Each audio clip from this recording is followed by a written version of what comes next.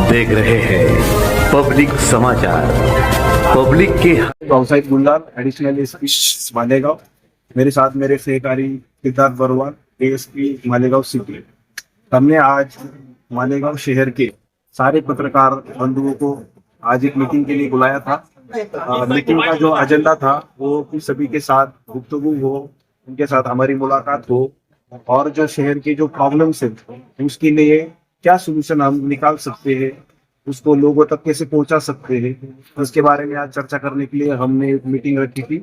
और उसमें सभी प्रिंट मीडिया वाले, यूट्यूबर, सोशल मीडिया पत्रकारिता करने वाले सभी मेरे पत्रकार बंधु आज उस मीटिंग में शामिल हुए। तो आज की मीटिंग में हमने पुलिस के जो एजेंडा रहेंगे, पहला जो प्रायोरिटी का एरिया है वो है कायदा और सुव्यवस्था, मतलब लॉ एंड ऑर्डर बनाए रखना। तो मीडिया के कारण काफी जो इंफॉर्मेशन है कॉमन पब्लिक तक पहुंचती है।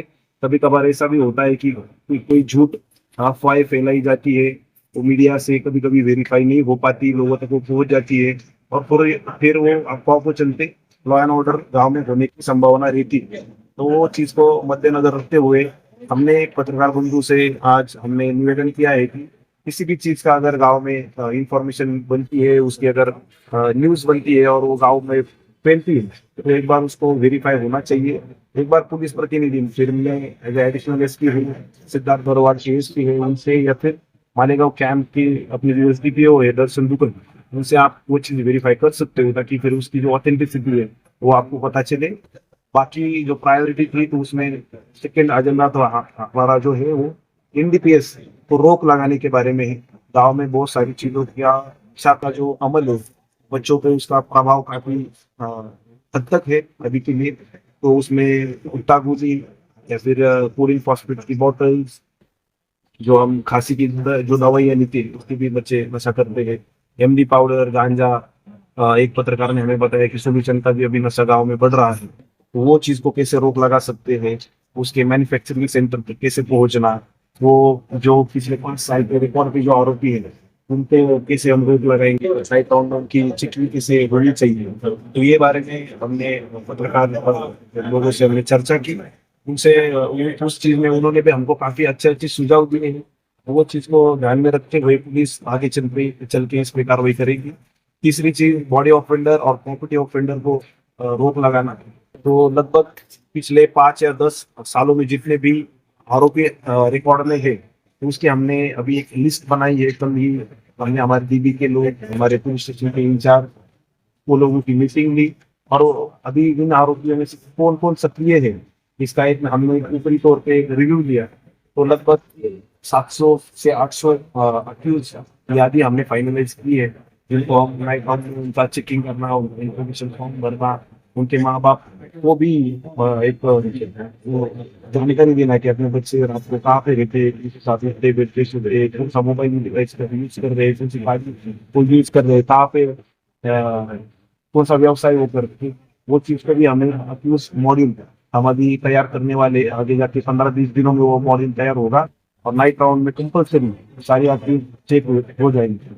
बाद में आर्म्स एक्ट के ऊपर केसेस करना वो भी हमारी प्रायोरिटी रहेगी। तो जो 425 और 325 आर्म्स एक्ट के जो सेक्शन है उसमें फायर आर्म और जो हार्ड शस्त्र मारने के जो वो शस्त्रों पे कार्रवाई करना वो हमारी प्रायोरिटी रहेगी।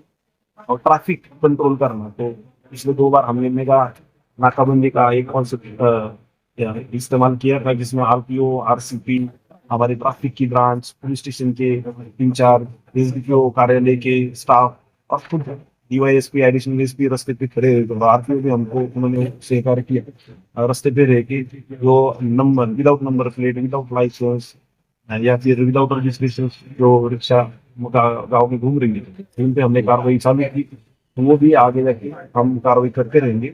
तो आज के मीटिंग में हमने मालेगांव पुलिस के नाम पे एक नया मोबाइल नंबर हमने लिया है।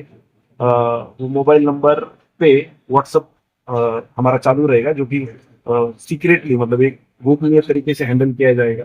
उसकी जानकारी सिर्फ additional SP Malegaon, ASP city Malegaon camp के डीवाईएसपी, मतलब अपने एएसपी दर्शन दुबे और अपना एक सीक्रेट आदमी, सिर्फ इन 4 जिम्मेदार लोगों के पास वो इंफॉर्मेशन देंगे।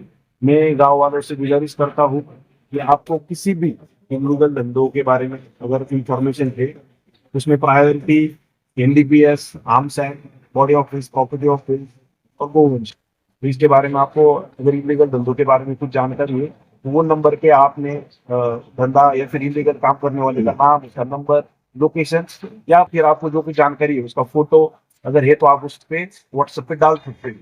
वो नंबर मैं अभी आपको बोलता हूँ, वो नंबर है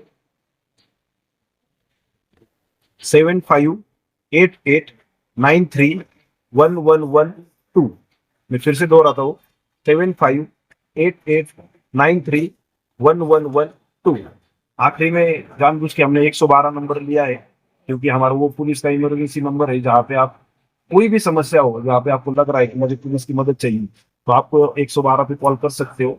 हमारी पुलिस की गाड़ी आपको एनी टाइम 24/7/365 डेज आपको आपकी सहायता के लिए आएगी। तो मैं चाहता हूँ कि आप सभी का इसमें सहकार्य रहे।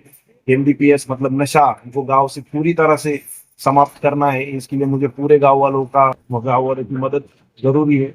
तो आप सभी लोग गांव में अगर ऐसी कुछ चीजें कहाँ पे हो रही है, कोई लोग इसमें इन्वॉल्व है, तो उनकी जानकारी हमें देती जाइए। और आपके पत्रकार बंधु भी, उनको भी जानकारी देते जाइए ताकि वो चीजें हम तक पहुंच सके और हम उन पे कानूनी तौर पे कार्रवाई करके उन पे रोक लगा सकें। Thank you. जय हिंद।